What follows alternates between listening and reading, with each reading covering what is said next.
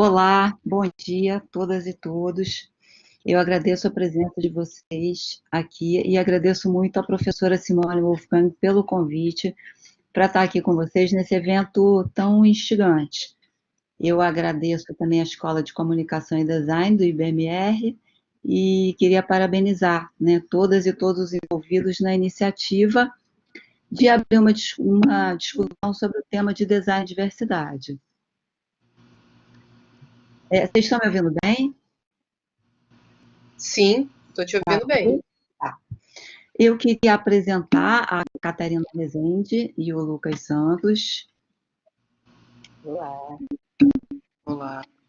Catarina e Lucas, que estão participando dessa apresentação junto comigo. Eu sou a Denise Portinari.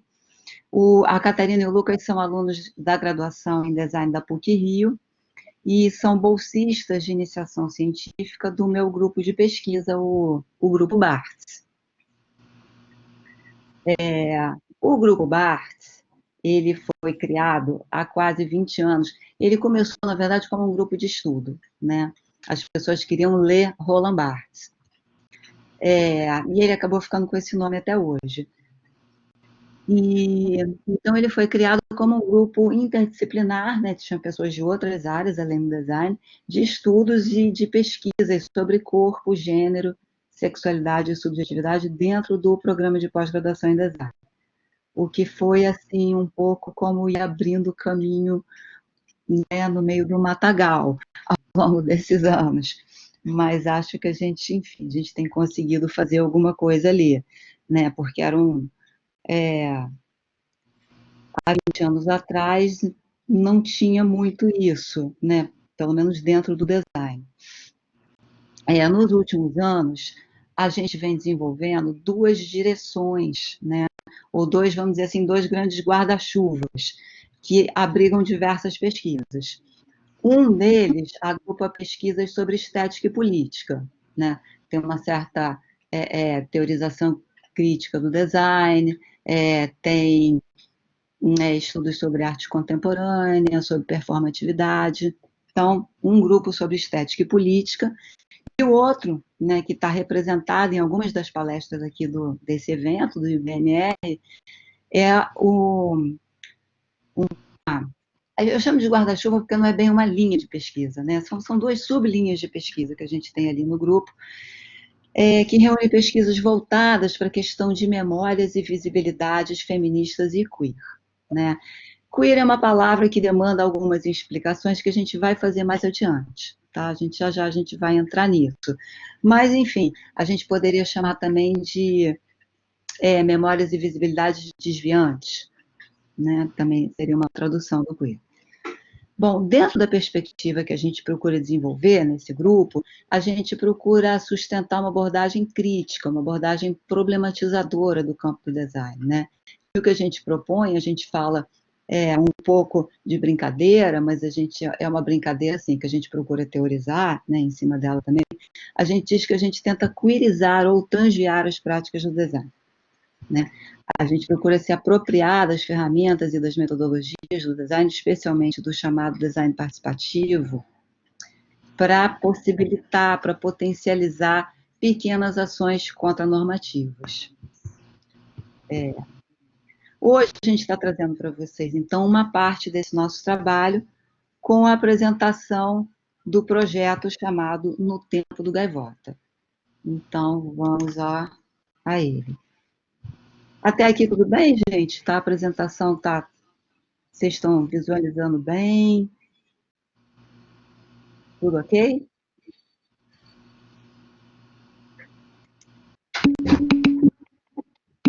Beleza, ok. Então, Catarina, você podia passar para frente? Bom,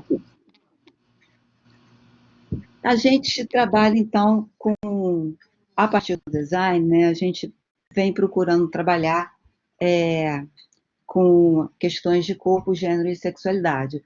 Como é que a gente aborda isso, né? A gente entende que tanto gênero quanto sexualidade são formas de subjetividade, né? são formas de subjetividade que são construídas ou materializadas na cultura,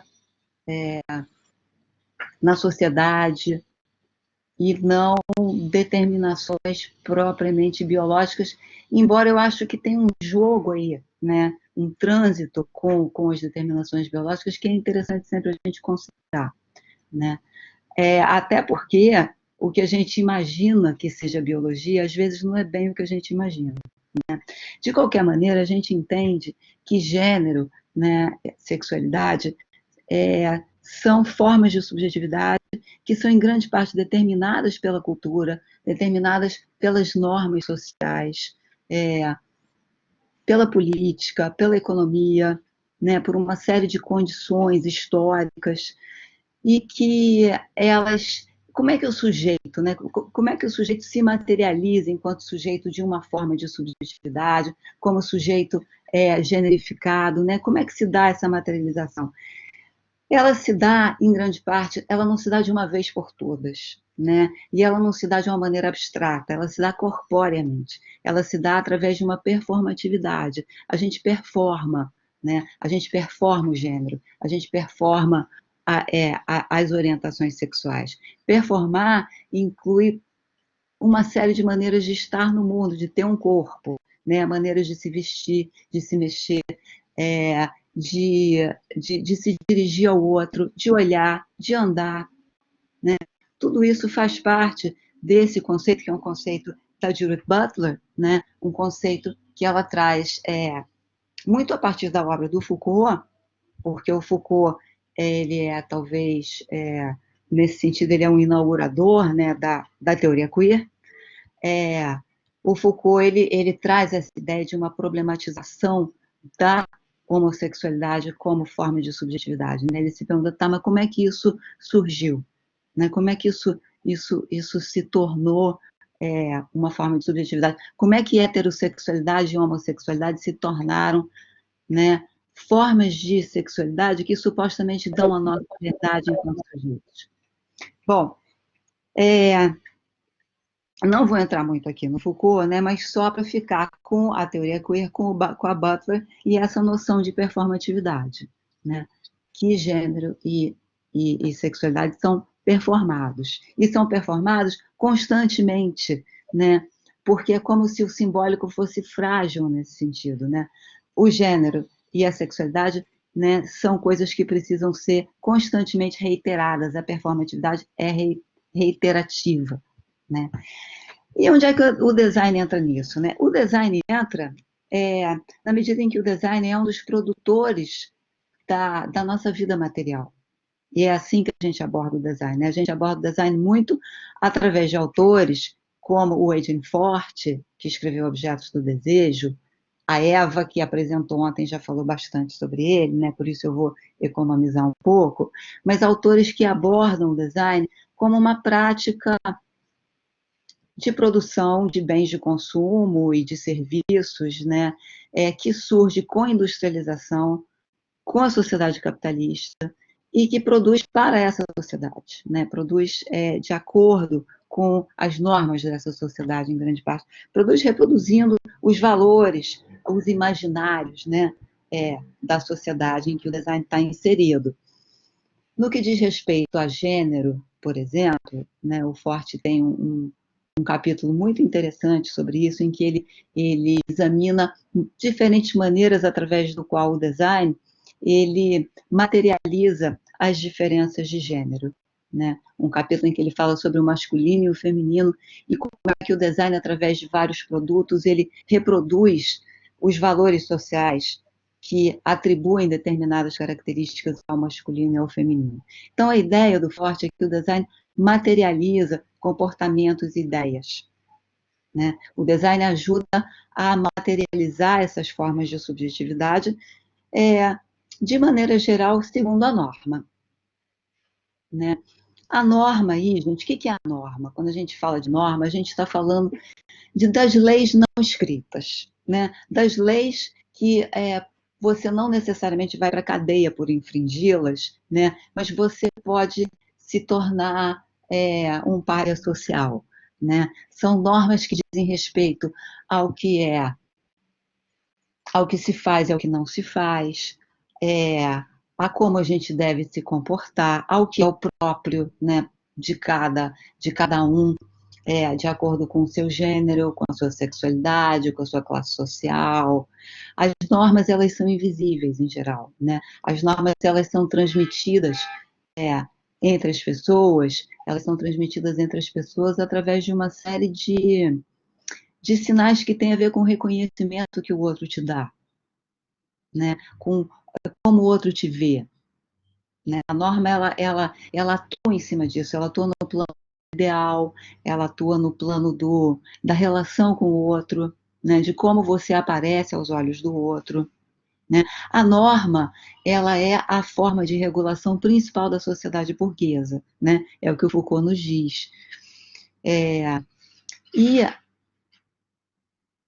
as formas de subjetividade, né, que dizem respeito a gênero e sexualidade, o que é ser homem, o que é ser mulher, né, o que é ser homossexual ou heterossexual ou trans, né, as normas que estão ligadas a isso, elas são normas também que dizem respeito, né, ao ideal, a como o outro te vê, e que normalmente elas não são da ordem da lei propriamente, até tem uma certa regulamentação pela lei, né? Até já houve mais, né? A lei, ela sempre, ela está ali um pouco junto com a norma, mas certamente é a norma, principalmente, que vai tornar alguns corpos abjetos e outros não, né? Que vai visibilizar alguns corpos, né? E invisibilizar outros. Então, o design, ele, via de regra, ele é muito mais um reprodutor da norma, né, do que um questionador dela. E o que a gente procura fazer aí essa coisa que a gente fala um pouco brincando, né, é queerizar o design, né, é procurar outras possibilidades, né, de utilização do design como ferramenta, não só de projeto, mas de pensamento. Pode passar, Catarina, por favor?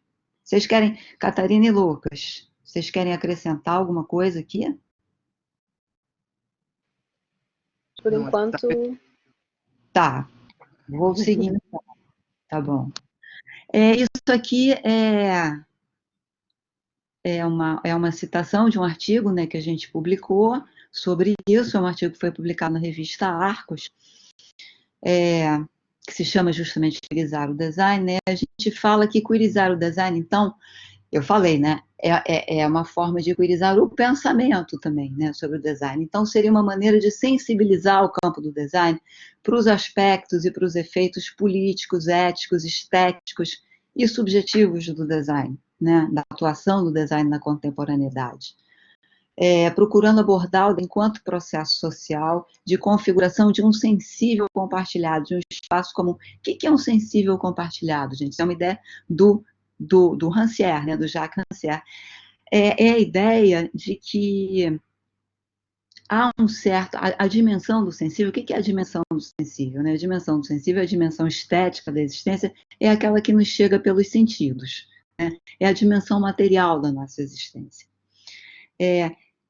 Que esse sensível, a ideia, né, do Rancière, esse sensível, ele é configurado, né, por uma série de dispositivos, o design faz parte desses dispositivos, as artes também, né, a comunicação de massa também, enfim, tem uma série de dispositivos que, né, dos vários poderes entram nessa configuração de um sensível compartilhado, e compartilhado significa disputado, né? Esse sensível, ele não é compartilhado por todos da mesma maneira. Alguns têm mais acesso, né, a determinadas formas de vivência material, outros têm menos, né? Então, isso não é compartilhado, o Rancière não é distribuído igualmente, né? Então, a gente procura sensibilizar o design para a participação que o design tem nessa configuração sensível compartilhado, né? De um compartilhado, ou seja, disputado, né? De um espaço comum.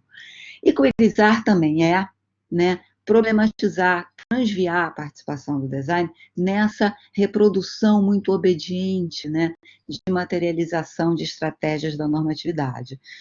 Né, a gente procura fazer isso como, né, através da análise crítica da inserção do design nesses processos de reprodução, né, da normatividade, e também procurando agenciar o design para a produção de outras perspectivas, de práticas contranormativas, de práticas que potencializem, de alguma maneira, novas possibilidades de existência. Gente, se alguém tiver alguma pergunta, alguma coisa que quiser falar, pode ir entrando, tá?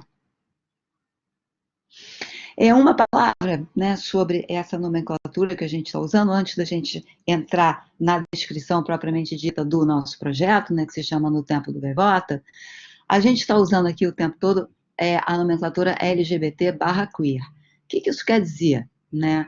Bom, isso tem a ver com uma certa dificuldade que a gente encontra, principalmente em falando, né, de memórias e visibilidades desviantes, né? Nem todo mundo se identifica, gente, com essa sigla LGBT e outras letrinhas, né? Lésbica, gay, bissexual, né, transexual, travesti.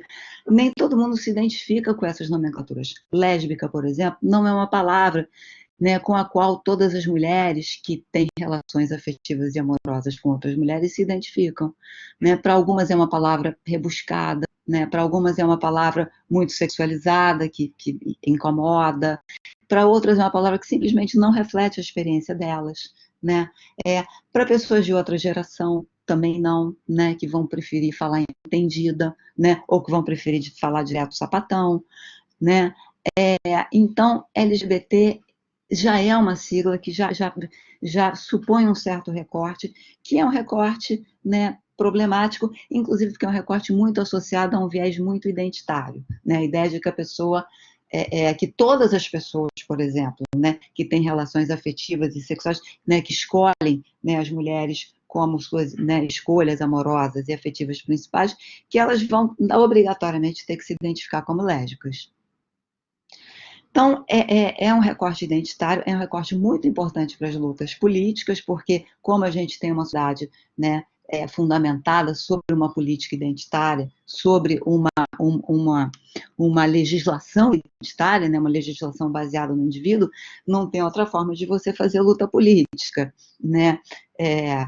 Pelo menos se você vai, né, por esse tipo de recorte, né, você tem que fazer uma luta política identitária, mas, de qualquer maneira, isso também é a gente entende também como uma forma de opressão, de diminuição, né, das potencialidades de existência, e a gente entende, então, que o termo queer, nesse sentido, né, ele pode ser mais interessante, porque o queer, ele é um termo que, como vocês devem saber, né, ele começou nos Estados Unidos. Nos Estados Unidos, o queer é um xingamento, né? É um xingamento usado para todas as pessoas que são, de alguma maneira, esquisitas, incompreensíveis, desviantes, né, que não são aquilo que se espera.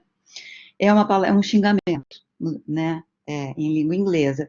O que aconteceu é que as pessoas que eram alvo do xingamento, né, e as militâncias políticas associadas a essas, né, formas de existência, elas começaram a se apropriar, principalmente dirigido a pessoas que eram esquisitas em termos do seu gênero ou da sua orientação sexual, né?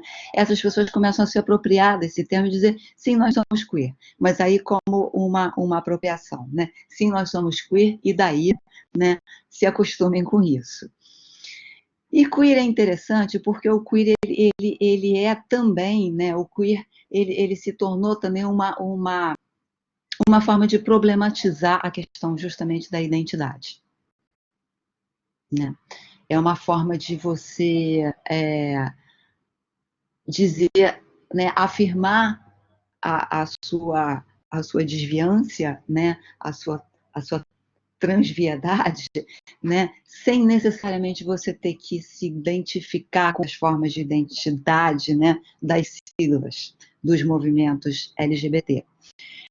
Além disso, a teoria queer, ela acabou se constituindo como uma analítica da normatividade, né? Ela é principalmente uma teoria que problematiza a normatividade nas suas várias versões, né? Normatividade ligada à heterossexualidade, à racialidade, a classes sociais.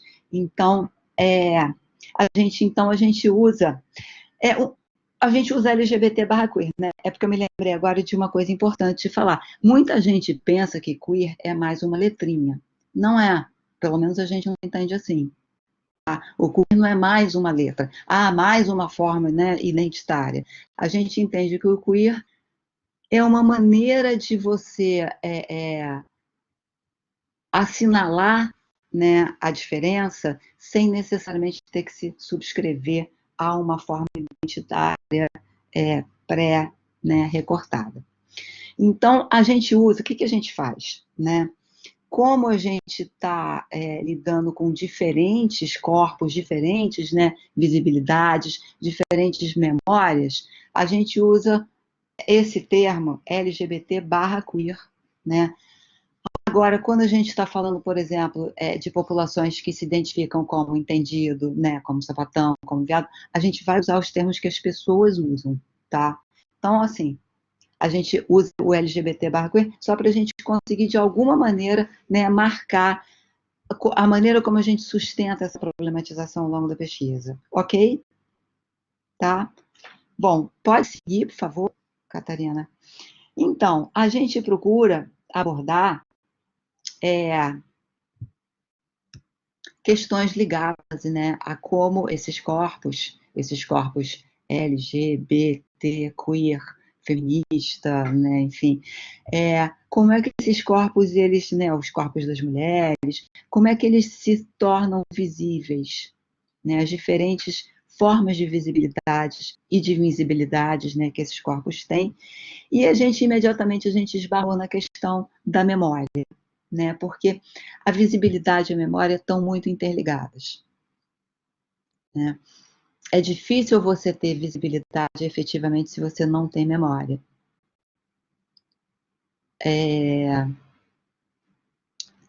E normalmente o que acontece, né? Aqueles grupos que são, ou aquelas pessoas que são mais invisibilizadas, né? Elas em geral são também as pessoas cujas memórias ficam em parte apagadas. Né? Eu tenho certeza que a maioria de nós tem um amplo repertório imaginário, né, sobre o que foi a vida dos nossos avós e bisavós em termos da vida amorosa deles, né, das escolhas sociais e afetivas que eles faziam, de como eles se vestiam, né, de como eles transitavam, de quem eles frequentavam. Eu não sei se a gente tem essa memória tão clara no que diz respeito às pessoas queer, né, das gerações passadas. Né? A impressão que eu tenho, às vezes, especialmente quando eu acompanho tretas de Facebook, às vezes eu tenho a impressão que é como se as pessoas tivessem que reinventar, né, a vivência homossexual, né, ou a vivência de resistências de gênero, né, tivessem que reinventar isso a cada geração, né, como se tivessem meio que começar tudo de novo, como se não tivessem, né, um passado, né, como se não tivessem aí outras experiências, né. O Walter Benjamin, que é outro, né, outra referência que a gente usa, ele fala que a vivência, né, ela só se torna experiência se ela for transmissível, né, senão ela simplesmente se perde no tempo. Né? A experiência é alguma coisa que tem que ser transmissível de uma pessoa a outra, tem que ter algum encontro no passado com o presente para se formar a experiência. Né? Então, para a gente poder falar em experiências queer, né? Em experiências lésbicas, experiências viadas, experiências sapatão, né? É preciso que haja uma memória. Né? A memória aí é importante. E é claro que a memória, ela precisa ser construída, né? A memória não é uma coisa que está ali, né? Que basta ir lá, né, e descobrir a memória. Não, a memória é uma coisa que precisa ser construída, e aqui a gente traz muito da psicanálise também. A psicanálise nos ajuda a pensar muito né, também a questão da memória, né? Não tem memória se não houver uma certa elaboração da memória, que é o que o Benjamin diz também, né? A memória, ela não se constrói sozinha, né? A memória se constrói, de alguma maneira, coletivamente, né? É sempre uma coisa que você conta para alguém, precisa ter pelo menos um outro, né, para haver memória, né? É preciso também ter vivido junto com pelo menos uma pessoa para haver memória. Então, o que a gente faz, né, é procurar pensar a dimensão material das iniciativas de memória e visibilidade LGBT queer, né? Como é que a gente vai construir essa memória naquilo que implica a materialidade dessa memória? Vamos em frente, né, para a gente talvez tornar isso mais claro. Isso aqui é uma citação de uma lésbica norte-americana, né, uma lésbica feminista norte-americana, Joan Nessel, que em 1978 ela já se preocupava muito com a questão da memória lésbica, e ela foi uma das fundadoras de um arquivo chamado Lesbian Her Story Archives. A gente depois vai falar um pouquinho mais sobre esse arquivo, tá? E ela diz isso aqui, né, sobre as lésbicas. Nós não existimos no entendimento histórico ou nas instituições acadêmicas pelas quais viajamos incógnitas. Nós vivemos nas nossas casas, nas ruas, nos bares, nas mesas, em nossos trabalhos, com nossos filhos, em nossos grupos e criamos histórias todos os dias. Em 78, né, a invisibilidade lésbica e gay, né, também, era certamente bem maior do que hoje, né? Como já disse uma das pessoas que é muito importante para a pesquisa no tempo do Gaivota, né? Ela disse que é uma pessoa, são as ex-frequentadoras do Gaivota, né? Ela disse que o Gaivota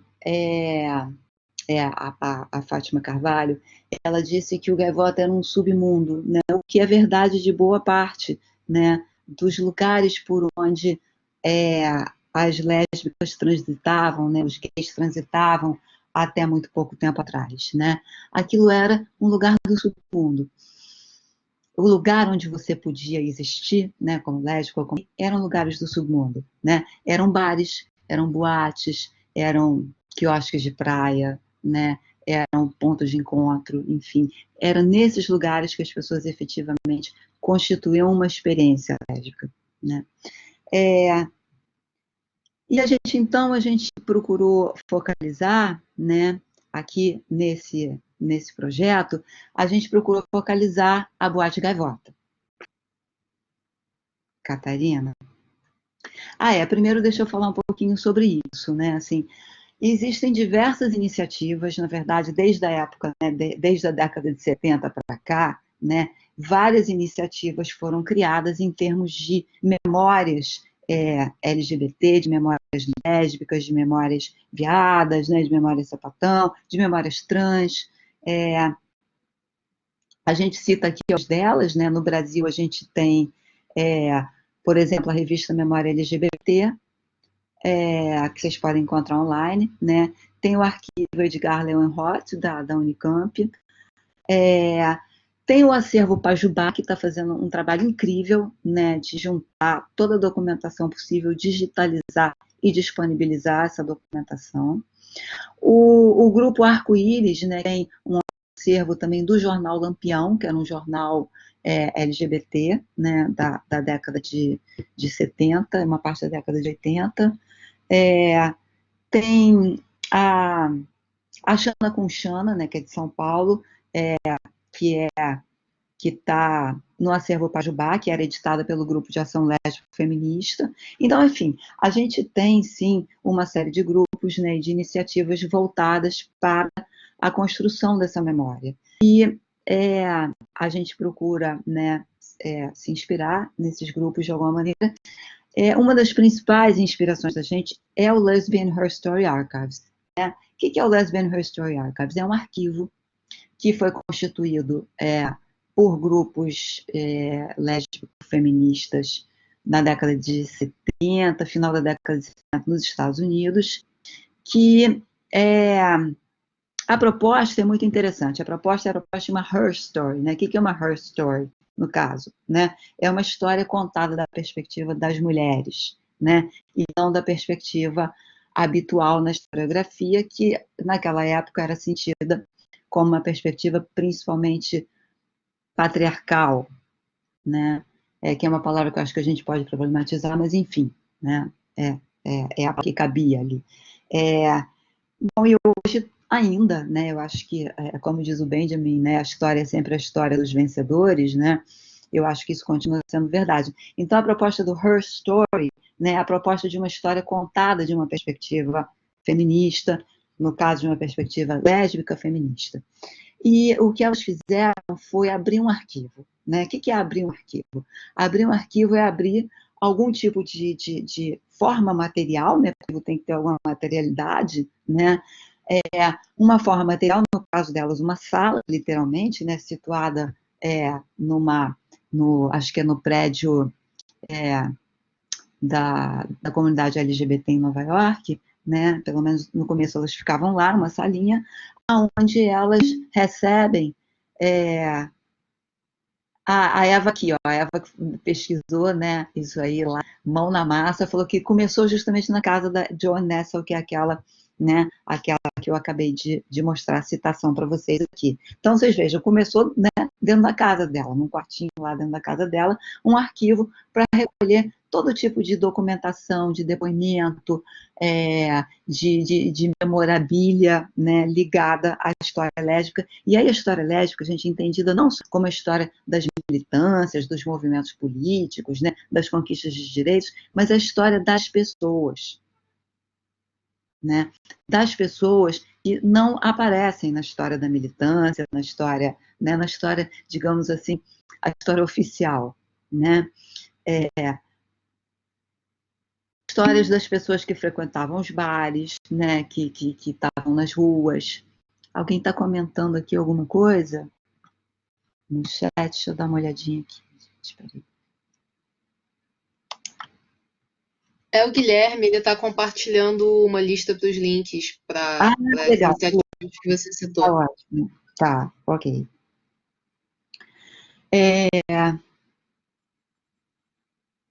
Bom, enfim. Me perdi aqui um pouquinho, mas vamos em frente, gente. Aqui tem alguns exemplos, né? Aqui da revista Memórias, né, Memórias LGBT. Esse aqui é um número sobre Madame Satã, né? Pode ir, pode seguir. São todas coisas que estão online, né? Ainda fora que tem Online. de arquivo físico Isso. ainda. Esse aqui é do Herstory, esse é o onde é atualmente, depois que a casa da Joan Nessel ficou. Né? Lampião. Lampião.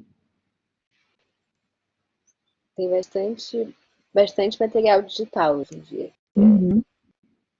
Bem novo, né?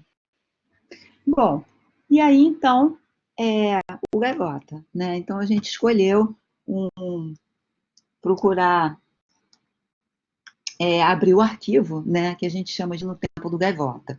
No Tempo do Gaivota, gente, porque no Tempo do Gaivota a gente pretende que seja um arquivo não só sobre o Gaivota, né? Sobre as memórias ligadas ao Gaivota, mas também sobre todo um circuito de bares e de boates e de lugares que eram frequentados, né, pela população que frequentava o Gaivota. O que era o Gaivota?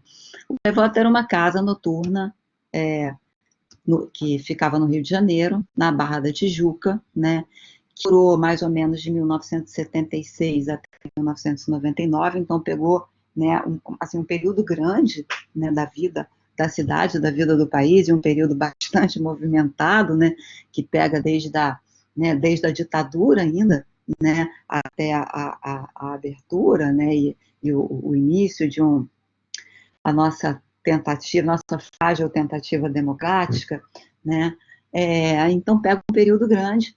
Era uma boate que ficava na Barra da Tijuca. A Barra da Tijuca, que nessa época era um lugar praticamente aberto, né, logo na época do início, quando o Gaivota é inaugurado, né, o Gaivota ficava na rua Rodolfo Amoedo, que era uma rua que fazia a passagem, né, entre o lugar por onde se chegava na Barra e a praia, né, era uma rua de passagem, que ia dar na Praça do Ó, e ele ficava ali no começo dessa rua Rodolfo Amoedo, que era uma rua escura, né, que tinha alguns poucos prédios, mais para perto da outra ponta da rua. Era uma casinha, né, de alvenaria, com um muro, que ficava entre dois terrenos baldios, né, e era uma casa que era mais... Aí é que tá, né? O Gaivota não se anunciava, né, como uma casa gay ou como uma casa lésbica, né? Isso não tinha muito na época em que o Gaivota é inaugurado, mas era frequentado, né, era voltado, na base mesmo do boca a boca e da frequência, era voltado, né, para o público homossexual, principalmente para o público das meninas, das lésbicas. Era frequentado, né? Ao contrário dos outros lugares de homossexuais, né, bares e boates homossexuais, onde o público era predominantemente masculino, né, o Gaivota tinha um público predominantemente feminino. Claro que o Gaivota não existiu sozinho, né? Em geral, quem fala do Gaivota fala também do Pizzaiolo, né, que era um bar também frequentado, né, pelas mulheres, pelas lésbicas. Fala, eventualmente, do Papagaio, né, que era muito mais dos meninos, né, era muito mais de viados e tal. Fala mais, eventualmente, né, de boates que mais ou menos foram paralelas, né, à Gaivota, e talvez não tão marcadamente, né, também do público lésbico, mas enfim, bom, Encontros, né, era bastante também do público lésbico, a Zig Zag, né, Sótão, enfim, é um circuito, né? Então, no tempo do Gaivota é no tempo de tudo isso, né? Principalmente no tempo das pessoas que viveram esse tempo, né? Assim, a gente quer muito, assim, procurar ver como é que as pessoas viviam, né? Os seus afetos, né? As suas vidas, os seus entendimentos de si mesmas, né? Como é que elas se identificavam, né? Como é que elas se viravam, no que elas trabalhavam, né?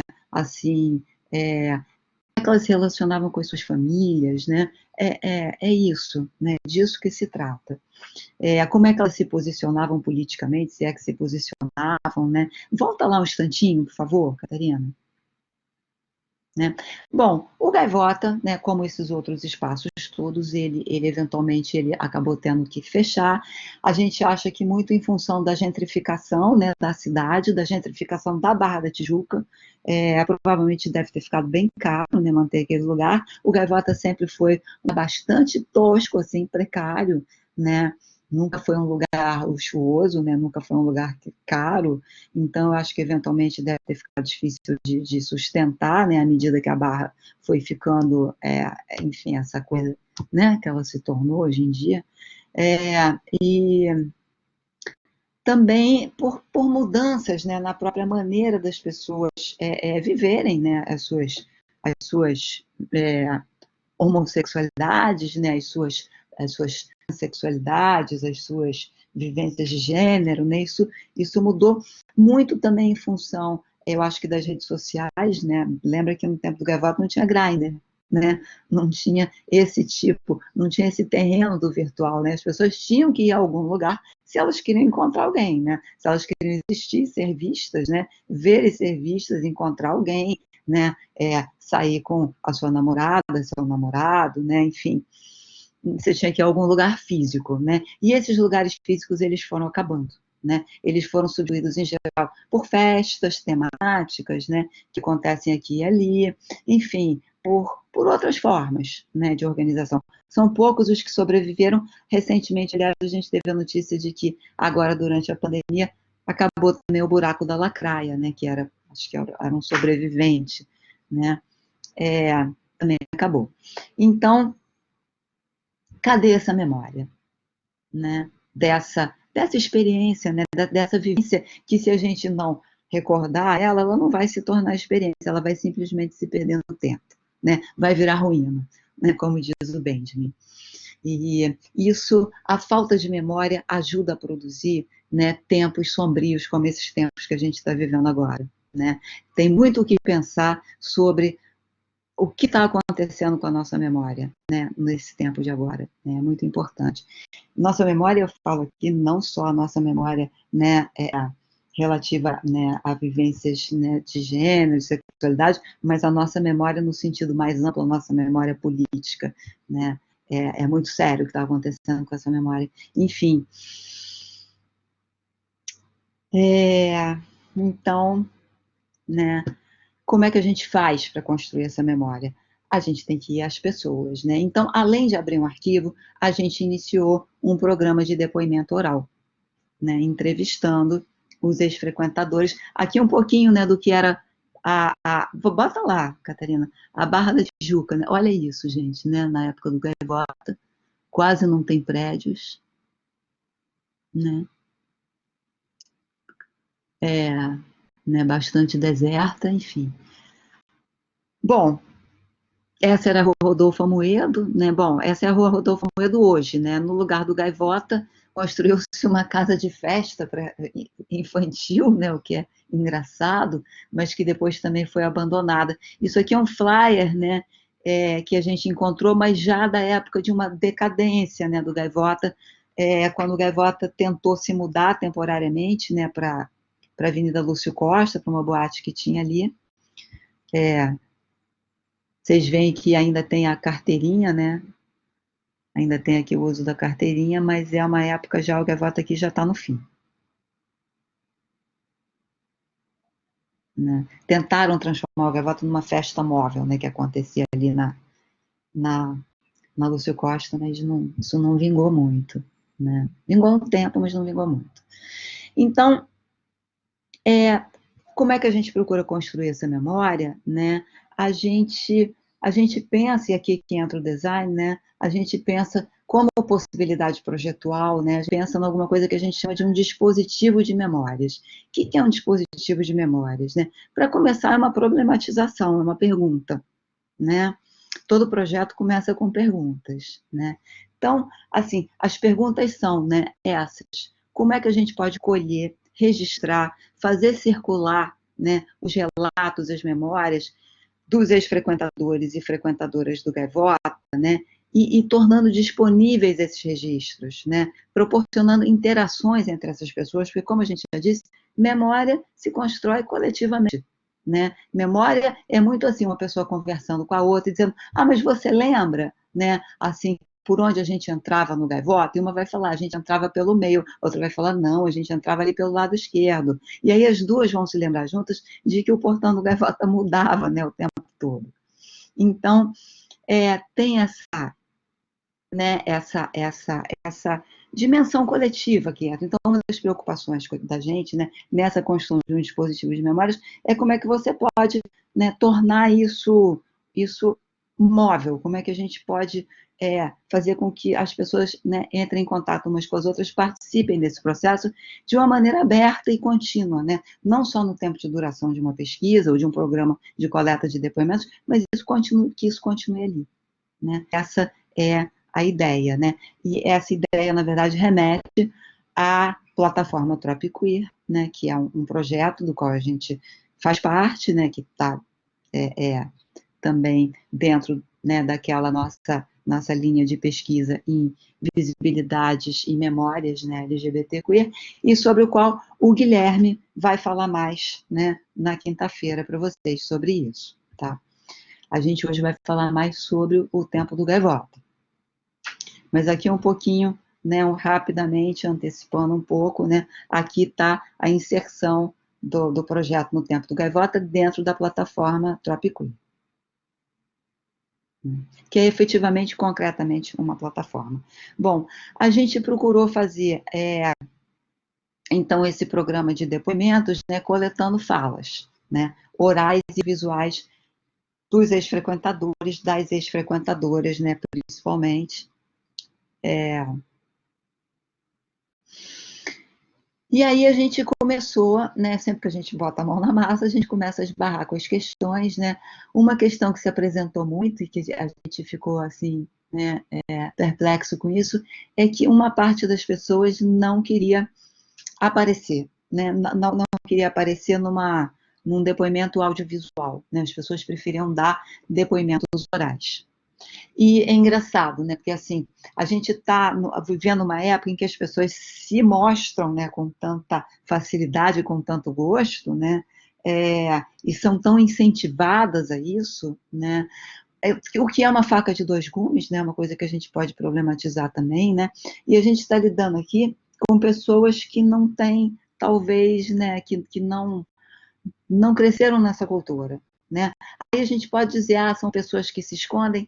Olha, em alguns casos sim, em outros eu acho que é mais uma questão de estilo mesmo, sabe? De preferência por um estilo, né?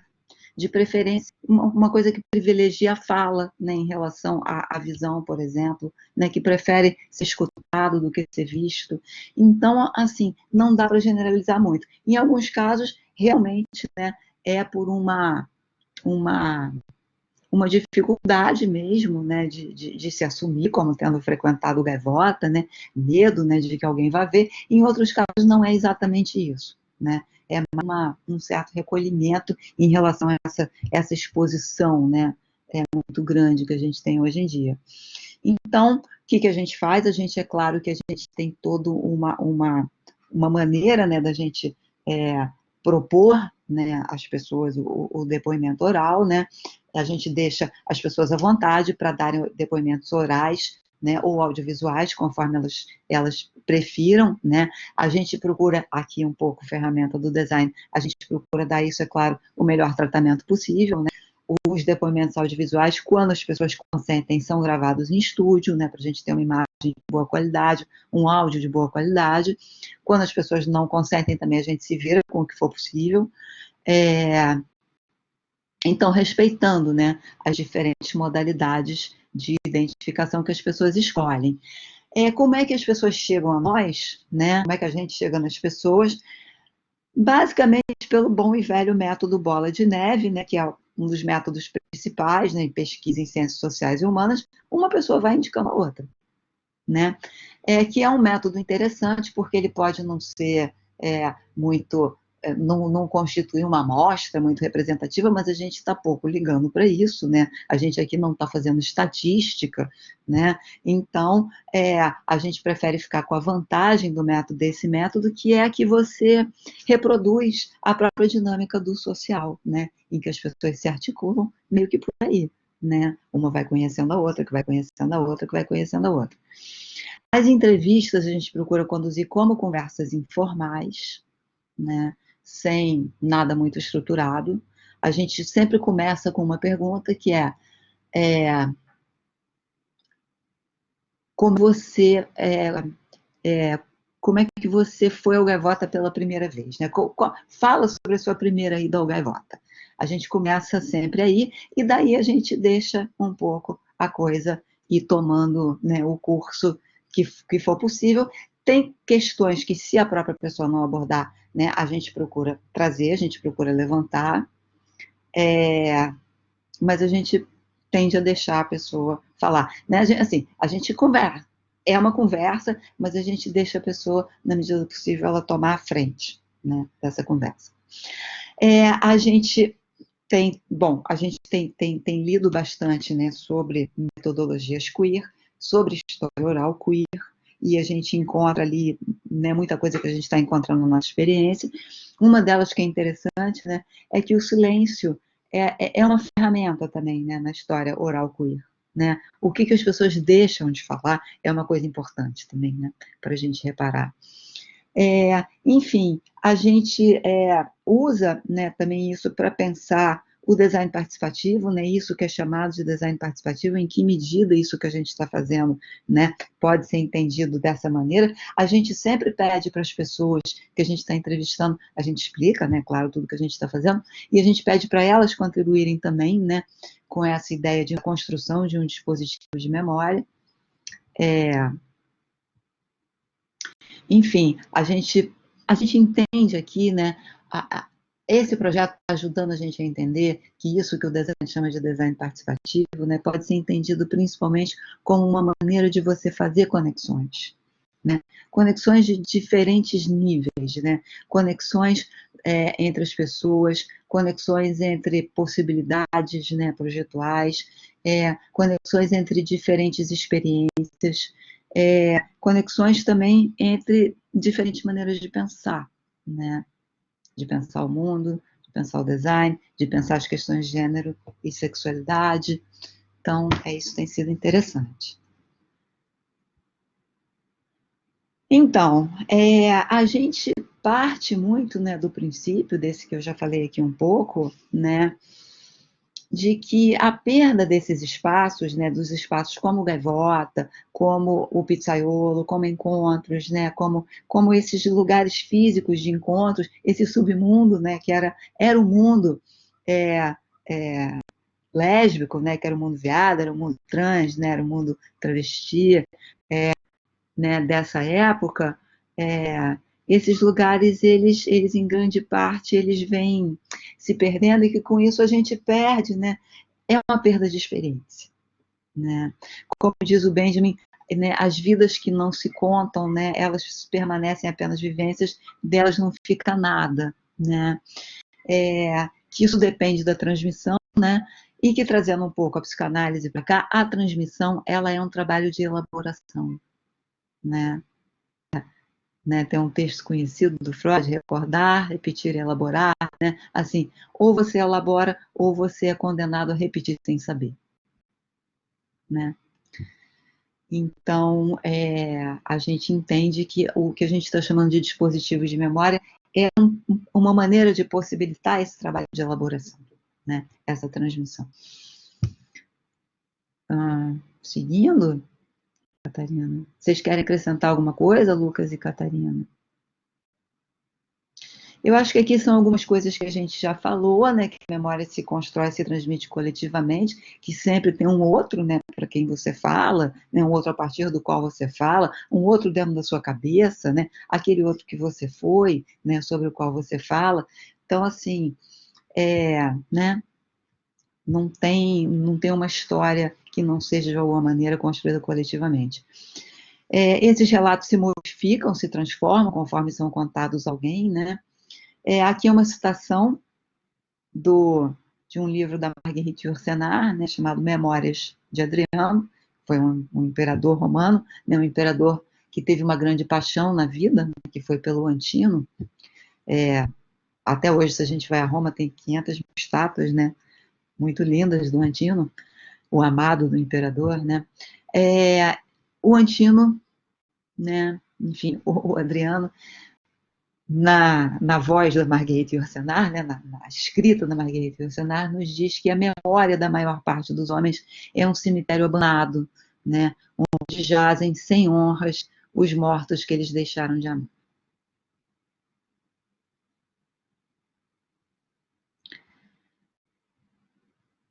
Então a gente tenta possibilitar que isso venha para a vida, né? Isso aqui, vocês não querem falar, Lucas e Catarina, um pouquinho sobre isso aqui? Isso aqui é um exemplo, né? Isso. A gente pode ler esse diálogo, né? Pode ser. Isso é uma partezinha de uma das entrevistas, conversas que a gente fez. Você leu O Pesquisador, Lucas? Pode ser. O Gaivota inaugurou em 79, né? Foi 79? 79. É mesmo? Levou esse tempo todo para Foi, pelo que... inaugurar? Engraçado, eu tinha a impressão que tinha sido uma coisa... Bom, pelo menos a notícia que a gente tem até agora... É? Pelo menos o que a gente conseguiu juntar foi 79. Ah, não, gente. Você acha que é antes? Foi sim. Foi. Sabe De por quê? 79, é? Porque eu conheci a minha segunda namorada no Gaivota, em 78. E eu já frequentava há um tempo. Isso Isso foi interessante porque a gente trouxe essa parte para dar para pensar em vários aspectos, né, que a Denise estava falando, tanto dessa construção da memória que vai se dando ali presencialmente, né, nesse completar aí da gente com uns entrevistados, e também que É, não tem nenhum valor, nenhum que eu valor em dessas histórias, né? e que reitera a importância de que a memória vai sendo feita na medida em que vai sendo dita, né, de um para o outro e que está sempre nessa ideia coletiva. Não é a namorada, si, a história dessa entrevistada, né? Não tem valor intrínseco nisso aí, mas nesse ato, nesse movimento de recordar mesmo. É. E se foi 79 a É 78 é o que nos importa. Bem legal. interessante. Pois é, exatamente isso que o Lucas falou. Fala aí, Lucas, desculpa. Não, é porque o mais importante não é se foi 79 ou 78, é muito mais trazer isso à tona e demonstrar nessa que é construído, né, de um lado, de outro e não está sozinho. Né? Possibilitar que isso circule, né? Aham. Que possa Seja ser falado. transmitido. Esse é o gaivota que a gente tem hoje. É, Vocês viram que não é exatamente historiografia tradicional que a gente está fazendo, né? Porque para a historiografia tradicional seria muito importante a gente descobrir a data exata, né? Não que a gente não se preocupe com isso, né? A gente até procura ver isso também, mas assim, não é esse o nosso objetivo principal, né? Bom, gente, eu acho que a gente já está passando aqui um pouco da hora, né? Então, só para terminar, eu acho, né, com essa noção de arquivo, que é uma coisa que a gente vem procurando pensar, né, que o arquivo, o que é um arquivo? Né? O que é você abrir um arquivo? No que isso implica? Né? Como é que isso pode ser feito? Né?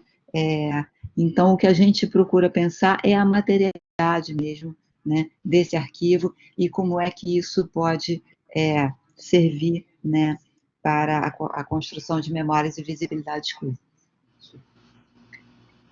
Bom, gente, acho que o que ainda tem aí de... Só para a gente terminar aqui, então, não é mesmo? Algumas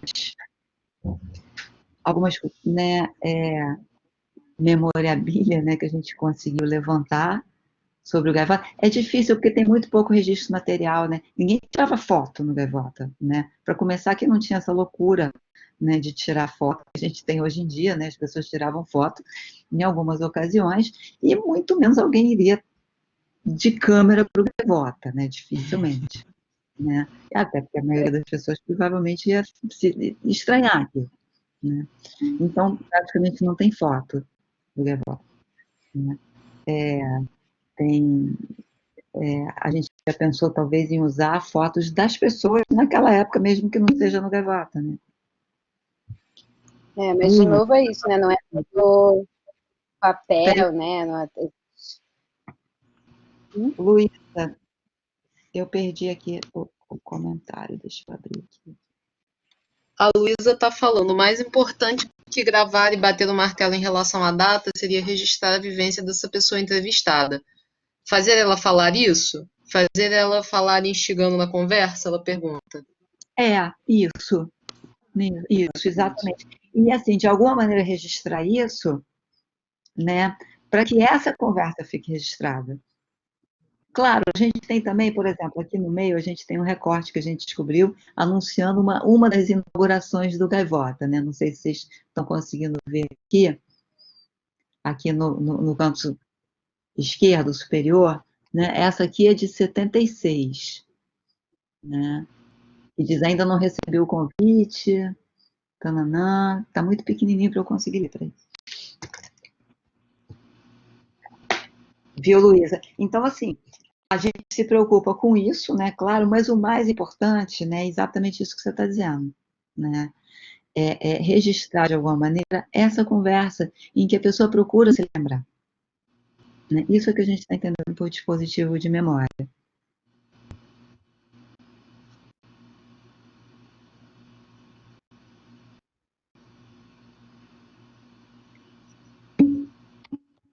E só um comentário, as suas palavras foram muito felizes, porque é exatamente sobre fazer falar, né? E ainda mais nesse período, né, específico, de É, uma crescente invisibilização desses grupos, desses ex-frequentadores de lugares como Gaivota, é mais que é urgente, né?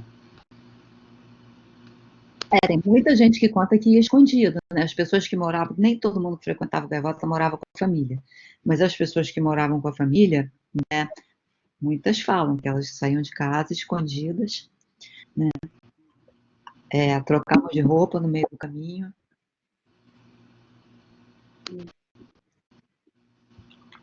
Você acha que agora, Luiz, as pessoas cada vez mais estão com medo de falar? Hoje? Ou você está falando.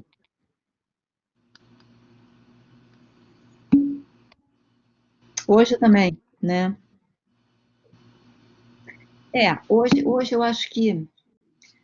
Hoje eu acho que o que acontece é uma violência, né? Que eu não sei se tinha uma violência desse nível naquela época.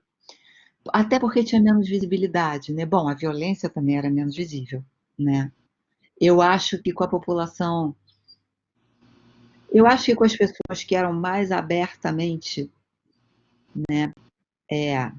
lésbicas ou viados, né, ou trans, ou travestis, essas pessoas sofriam muita violência também naquela época, né? Mas, bom, acho que isso continua sendo verdade hoje, né? É claro que a violência é proporcional à visibilidade. Né?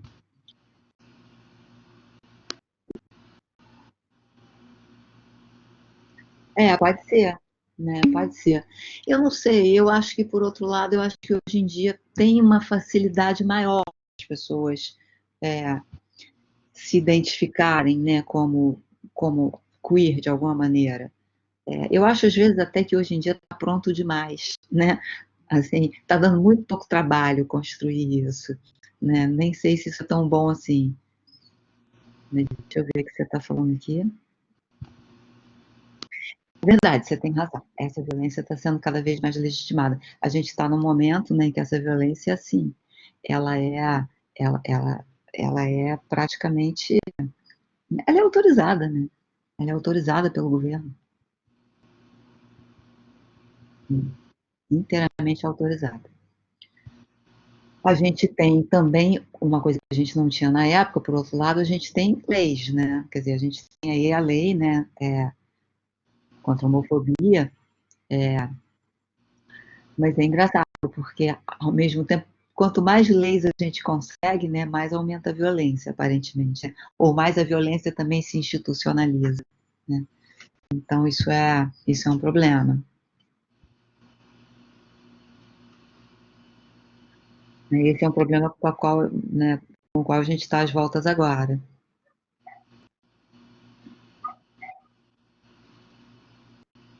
Mas e aí, gente? Falem aí, quero ouvir vocês. A gente já falou muito. Gente, perguntas, provocações, questionamentos, qualquer coisa, pode falar.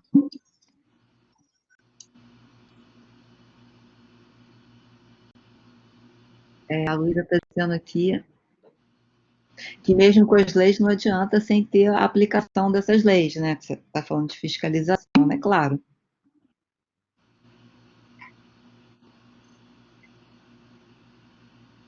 O João está perguntando se essa violência é diretamente proporcional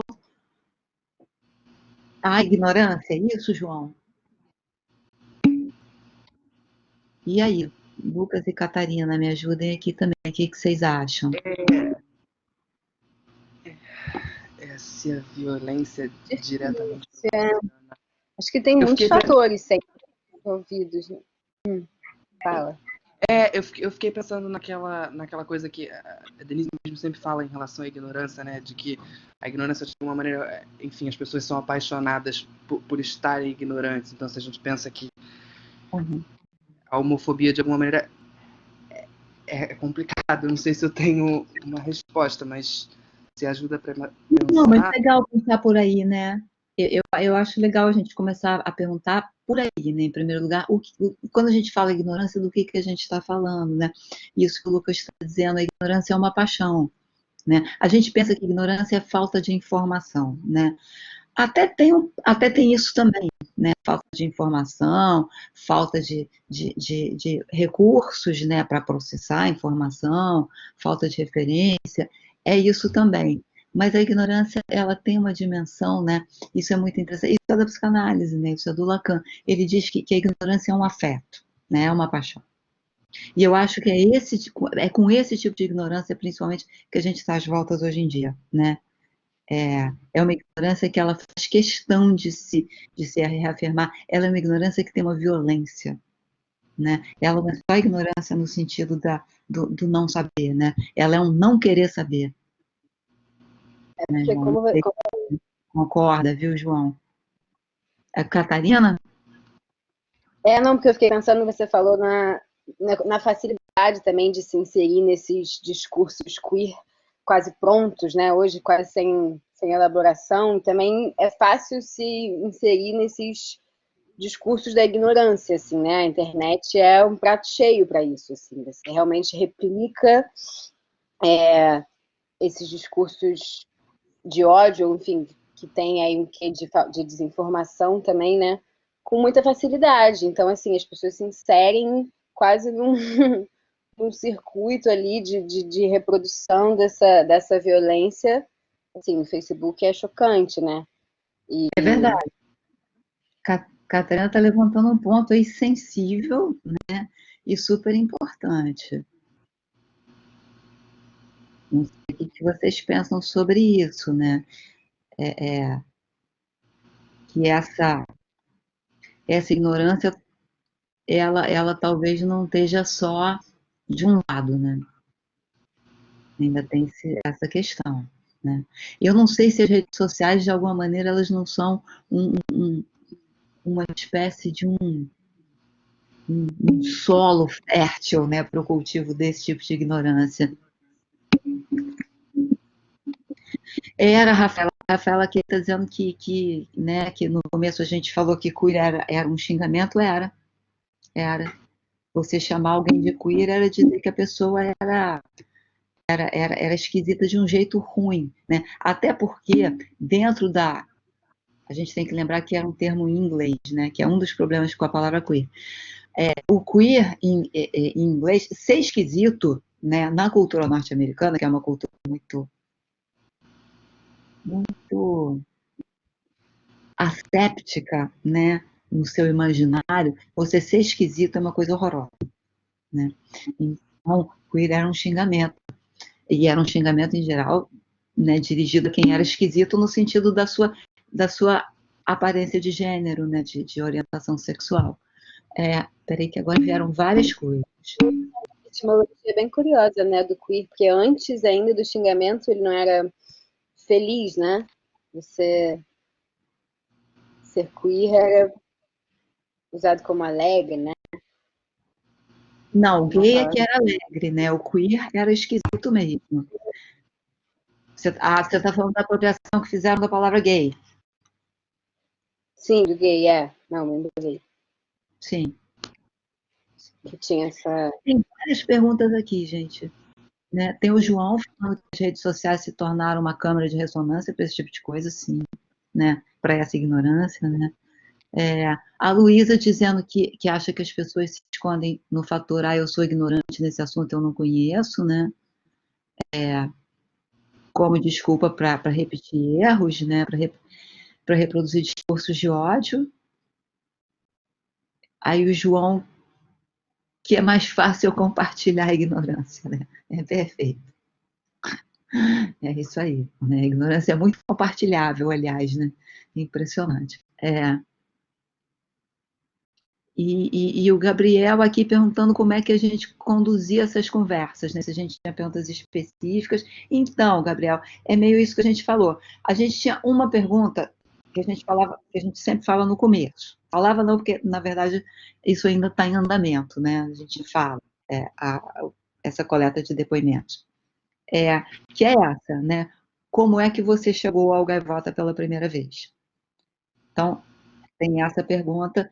E, além dessa pergunta, que é um deflagrador, a gente tem alguns temas que a gente procura ficar atento se a pessoa abordou ou não, né? Aí, conforme for, a gente traz esses temas, né? Um tema que a gente traz, por exemplo, é como é que a pessoa se identificava, né? Como é que ela se entendia, né? Enquanto forma de identidade, né? Porque essa questão da identidade, no tempo do... Vou aproveitar, eu não sei que, assim, isso não é exatamente a resposta para a sua pergunta, mas para aproveitar para falar isso que eu acho interessante, nisso que a gente chama o tempo da gaivota, é muito interessante que a questão identitária não era a questão mais importante, né? A questão mais importante era mesmo a questão do tesão. As pessoas falam mais do tesão, né? Quando as pessoas falam do gaivota, isso é uma coisa que a gente acha muito interessante, as pessoas falam mais dessa dimensão, né, erotizada, né? Erotizada, gente, por favor, não vamos ter preconceito com essa palavra, né? Isso é uma palavra maravilhosa, né? Assim, que bom que era erotizado, né? E se está ficando erotizado é uma coisa para a gente se preocupar, né? Então, assim, elas acentuam muito mais essa dimensão, né, do que era, né, você ver o olhar do outro, e como é que as pessoas, e o brilho no olhar, e como é que se vestia para, né, atrair esse ou aquele tipo. Então, é muito mais focado sobre isso do que sobre a identidade. Né, o que é muito interessante. Isso é uma das coisas que a gente está achando mais interessantes, aliás, né, que a gente está vendo nesses depoimentos. Mas, enfim, não sei se eu estou respondendo na sua pergunta. Então, isso é uma pergunta que a gente traz, por exemplo, que é uma pergunta que às vezes não ocorreria a essas pessoas, né? Assim, como é que você se identificava, né? Então, isso é uma pergunta que a gente faz. A gente faz uma pergunta também sobre como as pessoas viviam o momento político, né? Se as próprias pessoas não falarem sobre isso, a gente procura trazer. Então, tem algumas coisas que a gente traz, né? Mas a gente procura seguir um pouco a direção que a própria pessoa dá. Em geral, quando a gente parte dessa pergunta, né? Como é que você chegou no Gaivota pela primeira vez? Aí já tem pano para manga. Porque a pessoa vai começar a te contar, foi a minha amiga, não, mas que na verdade a gente estava se paquerando, mas eu ainda não sabia, eu ainda não tinha tido nada, ela já tinha... Aí já começa. A coisa já começa, né, a, a, a se desenrolar. É verdade, a Catarina está lembrando uma coisa super importante. A gente sempre pensa sobre o espaço físico, né? Como era o Gaivota, você lembra? E isso é super interessante também, porque aí tem diferentes recordações, né? Sobre como é que... Até porque o Gaivota, de vez em quando, o dono do Gaivota, ele de vez em quando ele fazia umas reformas, né? Nada muito sofisticado, né? Porque, como a gente disse, o Gaivota era um lugar meio toscão. Mas ele mudava a porta de entrada, né? Mudava o lugar onde ficava a mesa de sinuca, umas coisas assim. Então as pessoas têm, né, às vezes tinha um palco, né, onde tinha apresentação, tinha show, né, show de travesti, às vezes não tinha palco, aí passava um tempo sem ter show, então isso mudava. Mas as memórias das pessoas variam ainda mais do que variava realmente, né, eu acho, o espaço físico do Gaivota.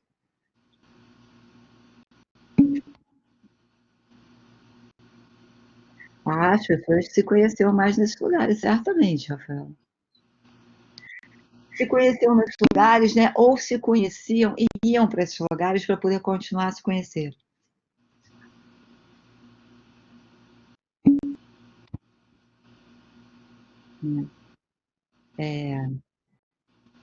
Gente, vocês têm que ter consciência que não existia internet, tá? Na verdade, faltavam ainda alguns anos para existir internet. Tinha telefone, só. E telefone fixo, tá? Telefone celular também esquece. Era isso, né? Era como encontrar os seus iguais, isso, né? Pelo menos os seus iguais no sentido, né, daquilo que você gostava de fazer, né? E o João está dizendo que era como se fosse um lugar seguro. Olha,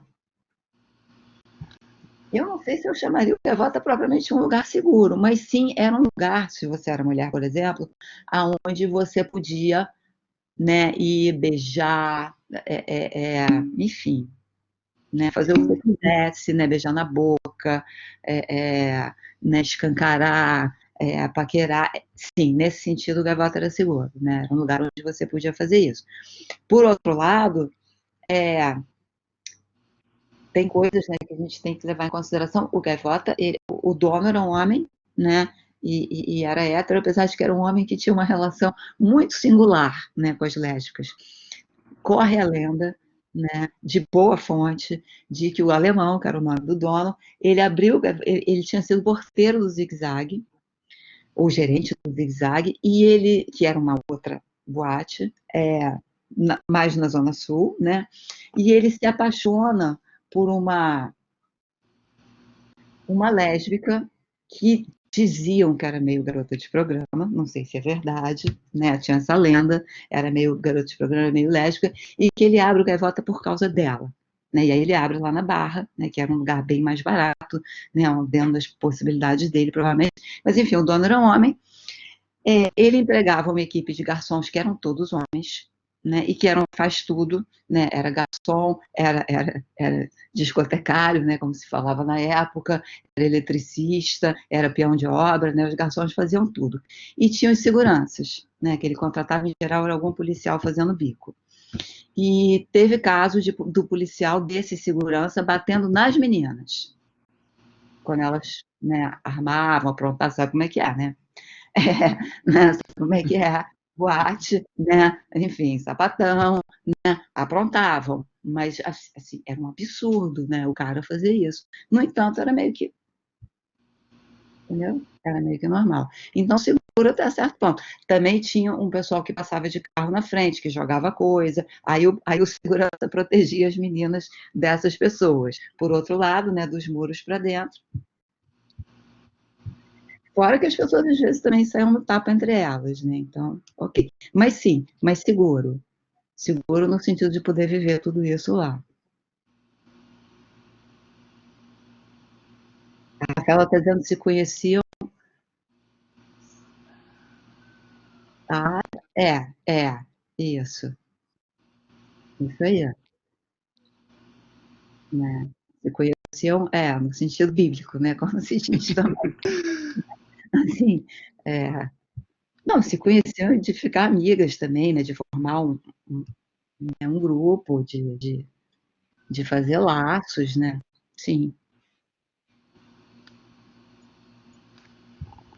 Né, também as pessoas não iam só para transar, né? As pessoas também iam para se divertir, para dançar, para dar pinta, né? Para se vingar da outra que deixou ela, enfim, para todas essas coisas. Para pegar Mais algum comentário? Desculpa, Denise. Alguém tem mais alguma pergunta? Desculpa, gente, a gente se deixou levar e passou um pouco da hora, né? Não tem problema não, tá ótimo. Gente, mais alguém? Ninguém? Acho que já estourou a hora. Acho que foi. Gente, Denise, Lucas, Catarina, super agradeço. Foi maravilhoso. Tá? Obrigada por compartilhar a experiência de vocês. Obrigada por vocês que estão aqui assistindo, interagindo. Sem vocês também não seria possível, tá? A semana ela continua, gente. Amanhã tem o Jorge Caê, na quinta-feira tem o Gui, tá? Vamos continuar participando até quinta, 11h30, tá? Que bom que vocês estão tendo contato com o universo novo. O objetivo é trazer, né, todas as possibilidades de pesquisa, conhecimento que a gente tem aí na área de criação. O Francisco está perguntando onde acessa os links. O link do Top Gear, eu acho que o Guilherme mandou, tá no chat. Né? Então, o chat fica gravado? O chat não, mas eu vou dar uma olhadinha rapidinho aqui, tentar achar para botar para ele, que o Guilherme colocou no link. Senão a gente pode te passar. Ah, pronto, a Luísa botou aí. Ah, legal, Luísa, valeu. Gente, super obrigada a vocês, assim, a participação Valeu, de vocês. Lu. Ótimo, adorei essas perguntas, as observações de vocês. Tá? Se vocês quiserem conhecer mais, né, também sobre o trabalho, né, Vocês podem acessar. A gente está construindo ainda a plataforma, tá, gente? Então, muita coisa que a gente falou aqui, talvez vocês não vão encontrar lá, né? Mas a gente... o contato da gente, a Simone tem o contato da gente, né? E o pior é que, ai, que vergonha, eu não sei de cor o link do nosso site, do site do grupo. Bom, depois eu mando para a Simone, ela manda para vocês, tá bom? Porque a gente tem também um site do grupo, né? Além da plataforma Tropiqueer, tem o site do Grupo Barthes. Eu vou pedir, mas eu não sei de qual. Ai, Patrícia, obrigada. Esse é o... Patrícia colocou. A Patrícia colocou, eu nunca sei direito. Gente, obrigada, então. Amanhã a gente se vê de novo, tá? Eu agradeço a participação de todos vocês.